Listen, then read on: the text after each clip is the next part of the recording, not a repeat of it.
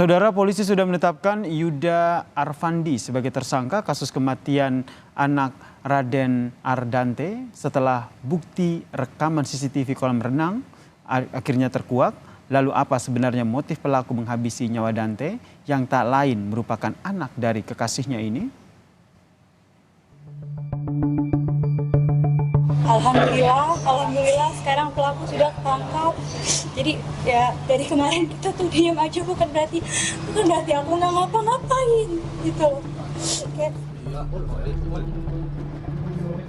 Memuat adegan yang kurang lebih di mana korban ini dibenamkan kepalanya kurang lebih sebanyak 12 kali.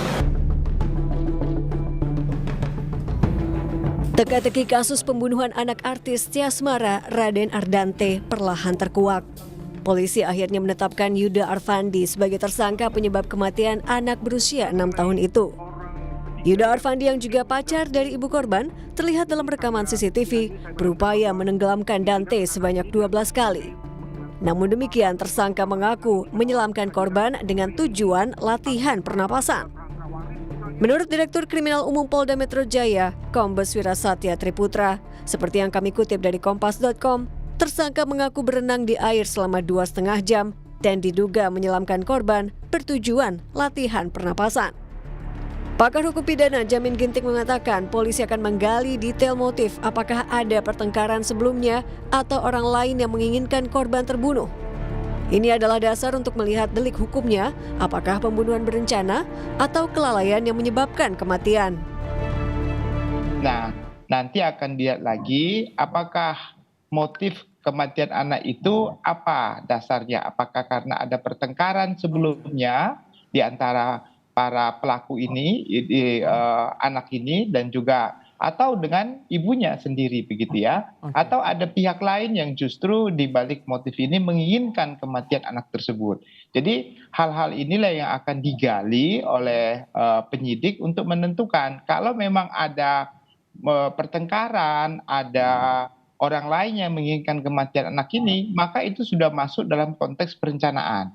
Nah, awalnya kasus kematian Dante hanyalah kasus anak tenggelam. Namun kini berubah menjadi pembunuhan berencana usai bukti rekaman CCTV kolam renang menjadi alat bukti yang menguak kebenaran kasus ini. Tim Liputan, Kompas TV.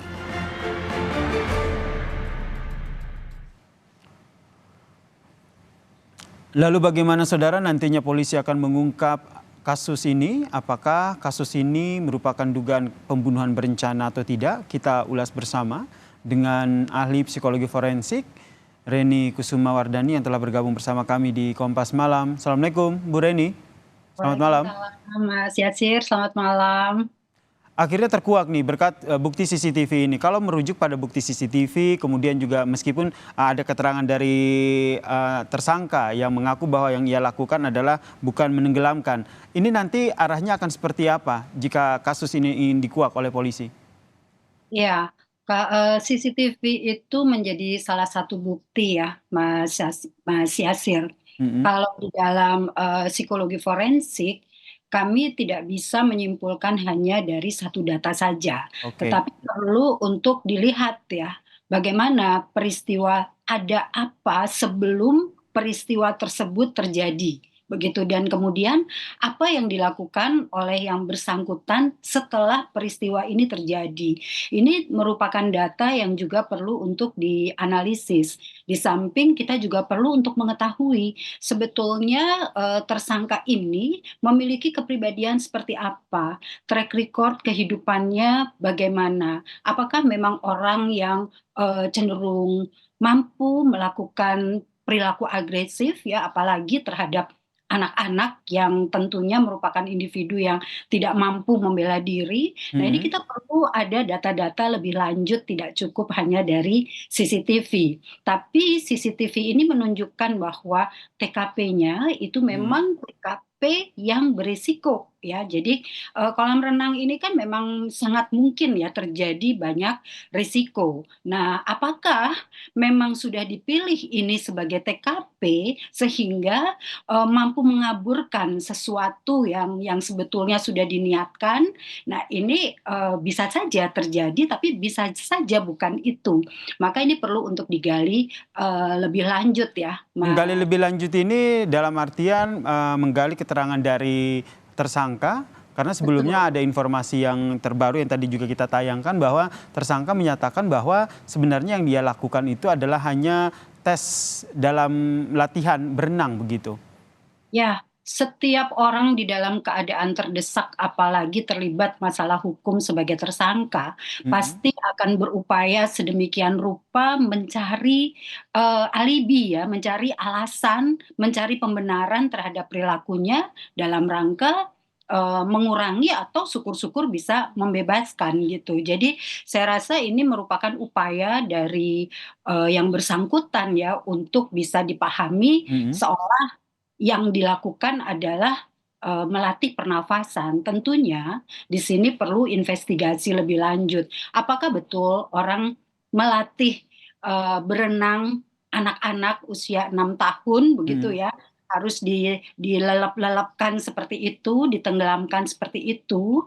Biasanya kan untuk perilaku-perilaku yang berisiko pada waktu latihan pada umumnya, seseorang kalau mau ditenggelamkan dia sudah siap kan secara sadar. Nah, anak ini pada waktu itu seperti apa jika memang ini merupakan perilaku untuk melatih begitu ya? Apakah betul kondisinya itu melatih atau ada kondisi-kondisi lain begitu? Nah, ini perlu untuk dibuktikan. Tapi yang pasti setiap tersangka pasti akan mencari pembenaran, mencari peringanan untuk apa yang sekarang dituduhkan atau disangkakan kepadanya. Yang kini juga masih tengah digali adalah sebenarnya apa motif dibalik kasus ini. Dari kacamata psikologi forensik untuk menggali motif, hal apa saja yang nantinya akan menjadi pendekatan dari polisi? Ya, psikologi ini kan mempelajari tentang perilaku ya, baik perilaku yang kasat mata, dia menenggelamkan anak tersebut hingga tidak berdaya dan dibiarkan hingga meninggal dunia. Ini ada perilaku tidak kasat mata. Perilaku tidak kasat mata ini apa yang dia pikir, apa yang dia rasakan, apa yang menjadi niat atau motif. Nah, motif-motif ini sekali lagi seperti tadi saya sampaikan, kita perlu menggali lebih dalam ke belakang. Mundur dulu ke belakang. Termaksud, maaf saya potong, termaksud mencari apakah memang ada pertengkaran, contoh begitu, atau kan ada hal-hal yang terjadi antara ibu korban dengan si pelaku? Kemungkinan-kemungkinan itu bisa saja terjadi, tapi kalau misalkan ada pertengkaran dengan ibu korban, apakah kemudian ibu korban logikanya ya membiarkan anak ini pergi dengan orang yang sedang bertengkar dengan dirinya? Nah, ini kan juga kita perlu untuk merelasikan secara fair ya terhadap semua pihak begitu.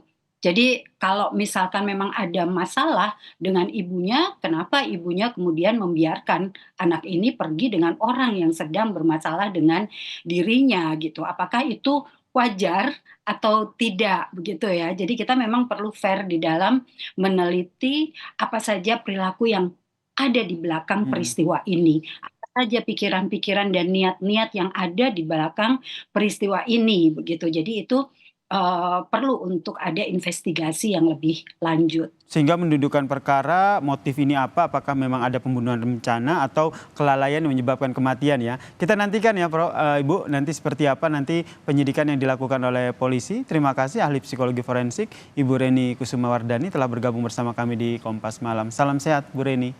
Salam sehat Mas Yasir.